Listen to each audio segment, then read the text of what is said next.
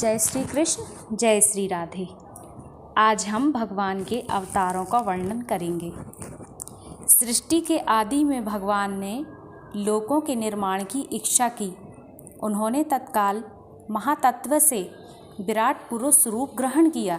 इसमें 10 इंद्रियां, एक मन और पंचभूत, ये 16 कलाएं थीं।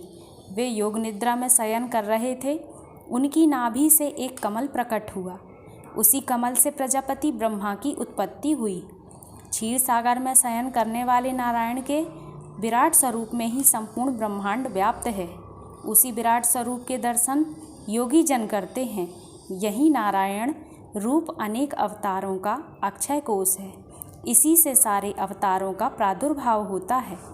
नारायण ने प्रथम कौमार सर्ग में सनक, सननंदन, सनातन एवं सनत कुमार, इन 4 ब्रह्मपुत्रों के रूप में अवतार ग्रहण किया है। उस समय कठिन अखंड ब्रह्मचर्य का पालन किया। दूसरी बार इन्हीं भगवान ने 12 अवतार धारण किया और पृथ्वी को रसातल से निकाल लाए। तीसरी बार नारद के रूप में अवतार लेकर सातवां तंत्र का उपदेश दिया।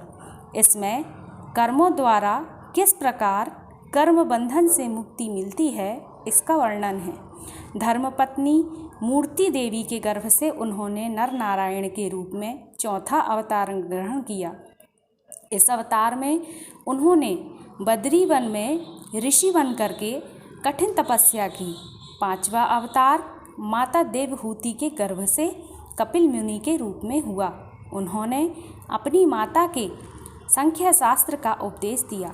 6ठे अवतार में अत्रि ऋषि की पत्नी अनसुईया के गर्भ से दत्तात्रेय प्रकट हुए। उन्होंने प्रहलाद आदि को ब्रह्म ज्ञान दिया। 7वें अवतार में आकुति के गर्भ से सुयज्ञ रूप में अवतार धारण किया। नाभि राजा की पत्नी सुदेवी के गर्भ से ऋषभदेव के रूप में भगवान का 8वां अवतार हुआ। इस रूप में उन्होंने परमहंसों का मार्ग दिखाया। फिर ऋषियों की प्रार्थना पर 9वीं बार वे राजा पृथु के रूप में अवतीर्ण हुए। उन्होंने गौ रूपिणी पृथ्वी से औषधियों, अन्नों तथा रत्न का दोहन किया। 10वां अवतार मत्स्य भगवान का हुआ। जब चाक्षुष मनवंतर में संपूर्ण पृथ्वी जलमग्न हो गई थी, उस समय पृथ्वी को नौका बना करके वैवस्वत मनु की रक्षा की थी। 11वें अवतार में कच्छप का अवतार धारण किया तथा समुद्र मंथन के समय देवता तथा असुरों की सहायता की।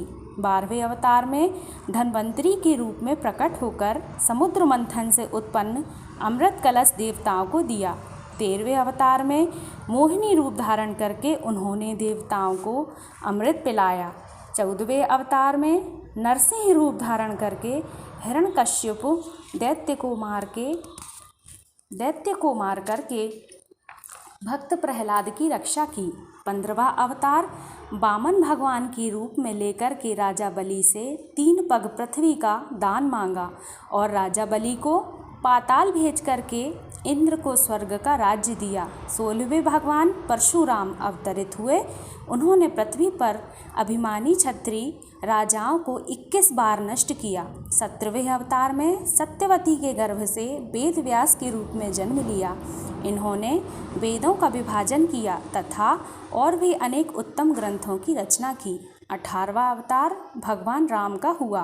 उन्होंने रावण का वध करके पृथ्वी पर धर्म का विस्तार किया। 19वें एवं 20वें अवतार में उन्होंने यदुवंश में बलराम एवं श्री कृष्ण नाम से प्रकट होकर पृथ्वी का भार उतारा।